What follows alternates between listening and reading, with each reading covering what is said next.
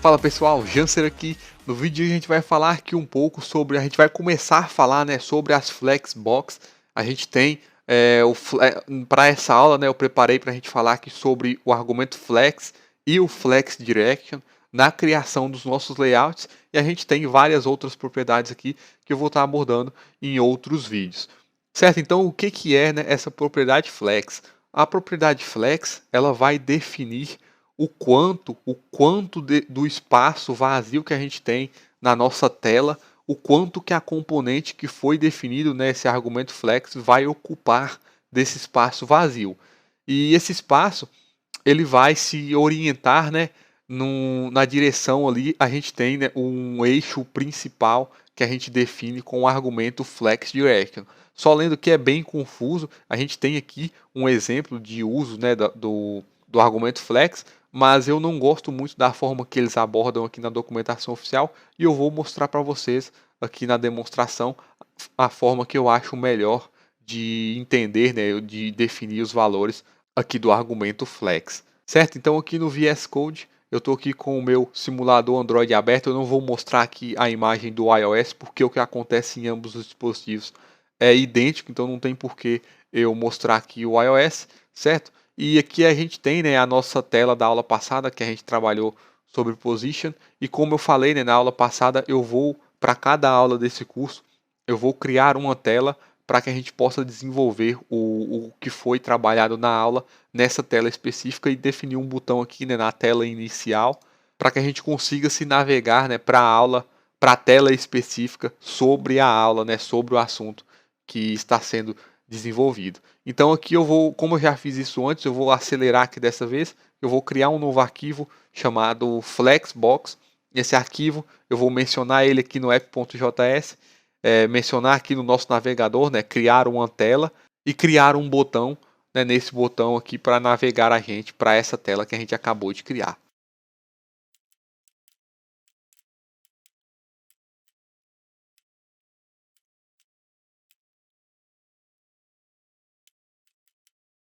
Certo? Então o que eu fiz aqui foi criar, né, esse arquivo Flexbox, mencionei, importei ele aqui no app.js, criei uma nova tela, né, com o nome aqui Flexbox, e aqui na tela inicial criei um botão que vai nos navegar para esta tela, né? Então aqui no nosso simulador, eu clico aqui em Flexbox, eu naveguei aqui para esse arquivo que a gente acabou de criar, né? Essa tela que a gente acabou de criar. E nela eu criei 3 componentes de texto, né, dentro de uma componente view, ou seja, esse view é a componente parent, é a componente pai, é ela, né, a componente primária, e dentro dela a gente tem essas 3 componentes child, que são as componentes filhas, né, se a gente for traduzir, que estão aqui dentro desse view.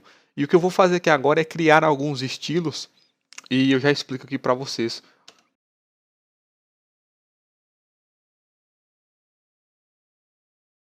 Certo, pessoal? Então o que eu fiz aqui foi criar um estilo para o nosso view com a borda azul, e criei 3 estilos diferentes para nossos textos, né? Aqui eu chamei caixa 1, caixa 2 e caixa 3, que vem daquela ideia, né, que eu falei que é bom a gente pensar em componentes, em cada componente como caixas, né? Aqui a componente texto, ela é basicamente uma caixa que contém um texto, certo? Então aqui eu criei esses 3 diferentes estilos para a gente explorar melhor o nosso argumento flex, certo? Então lá na documentação eles usam o argumento flex como se fosse uma média aritmética ali, onde eles usam o valor 1, 2 e 3 e somam esse valor, e esses valores somados, né, como dá o resultado de 6, então cada unidade de flex que a gente definir, por exemplo, se eu definir o flex igual a 1, essa tela, essa componente vai ocupar um espaço vazio equivalente a 1/6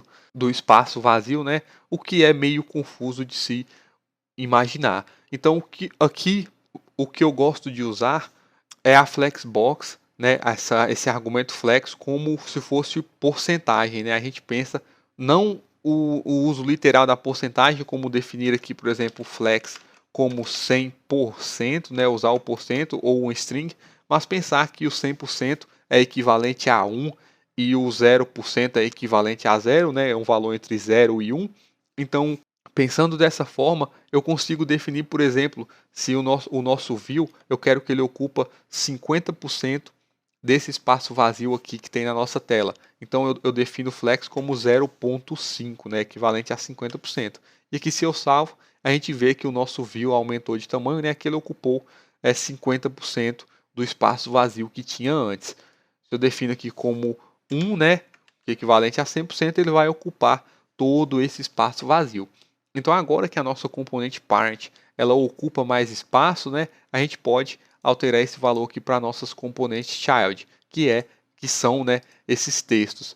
Então, por exemplo, aqui na caixa 1, eu vou definir o flex como 0,2, ou seja, essa caixa 1 ela vai ocupar 20% desse espaço vazio, né? Então aqui o equivalente a 20%, o que foi equivalente a 20%, né, desse espaço aqui, ela vai aumentar de tamanho. Então se eu salvo aqui, a caixa 1, né, aumenta o seu tamanho em 20%, né, equivalente ao espaço vazio que tinha antes.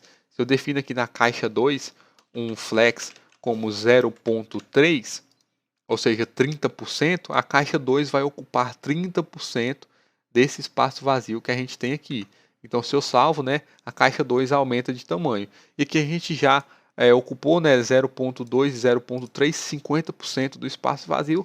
Então, essa terceira caixa eu vou definir o flex como 0,5, né, somando isso aqui tudo dá 1, ou seja, a gente vai ocupar todo o espaço vazio, todo o espaço disponível que a gente tinha, né? A gente pode ver aqui, certo? Então, o argumento flex ele é basicamente isso, ele vai definir o quanto que a nossa componente, né, a componente que a gente está definindo, esse flex, vai ocupar do espaço vazio que a gente tem aqui na nossa tela.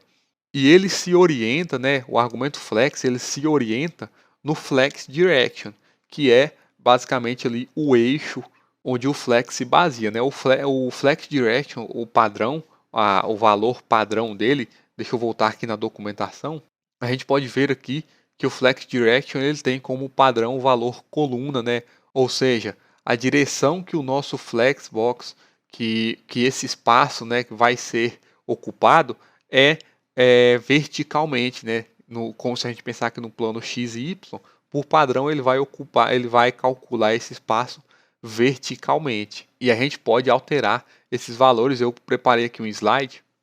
Então, aqui no slide a gente pode ver melhor como que essa propriedade, né, como que o Flex Direction funciona.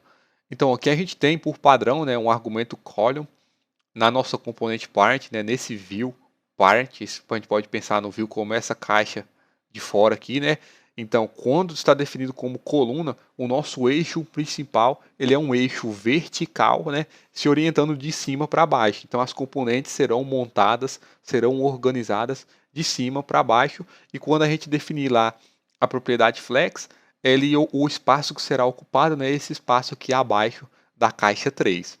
E a gente tem também, né, o argumento row, que seria linha, né, que é basicamente o eixo agora, né, o eixo agora ele muda, o eixo principal, ele é um eixo horizontal da esquerda para a direita. Então as nossas componentes vão se orientar dessa forma e o espaço, né, quando a gente definir lá a propriedade flex, o espaço que vai ser calculado e vai ser ocupado é esse espaço aqui na direita da caixa 3. E a gente tem também o column reverse e o row reverse, que são os argumentos, né, column e row, coluna e linha, só que agora ao contrário, né? No column reverse a gente se orienta verticalmente, o eixo é vertical, só que agora é de baixo para cima, e no row reverse a gente se orienta horizontalmente, só que agora da direita para a esquerda, né? Então, os argumentos do Flex Direction são esses, e voltando aqui no VS Code, deixa eu trazer aqui o nosso simulador, e aqui a gente vai estar alterando essas propriedades do Flex Direction na nossa componente View, né, que é a nossa componente Part, porque dentro dela tem essas três componentes de texto, né, e a gente vai conseguir perceber melhor da mesma forma que a gente estava demonstrando lá no slide. Então aqui antes eu vou tirar esse argumento flex 1 para as nossas componentes não se estenderem, não ocupar todo o espaço vazio, e vou definir aqui o flex direction, né, por padrão a gente tem o column, e eu vou definir aqui o row, né, como linha. Então aqui ele vai se ordenar, né, horizontalmente, certo? Da esquerda para a direita. Aqui a gente tem os argumentos flex definidos aqui nas nossas caixas internas. Eu vou estar apagando eles aqui para a gente conseguir visualizar da mesma forma que estava lá no slide, certo? Então aqui, com o Flex Direction Row, a gente está se orientando horizontalmente da esquerda para a direita. Se eu definir isso aqui como column reverse, certo? E agora a gente tem a coluna, só que agora é a coluna invertida, né? De baixo para cima. Então a caixa 3, ela está no topo, né? Que a gente definiu ela por último, ela foi movida para o topo. E a gente tem também o row, né? A linha reversa, né? Que agora é a linha ao contrário, certo? Horizontalmente, só que da direita para a esquerda, certo? Então, para essa aula que eu preparei foi isso, né? A gente aprender mais, explorar o argumento, a propriedade flex, né? Definir os argumentos como porcentagem entre 0 e 1 e a propriedade flex direction também com todos os seus 4 argumentos. Então, eu espero que eu tenha ajudado. Qualquer dúvida, pode deixar um comentário logo abaixo. E é isso aí, muito obrigado e até a próxima.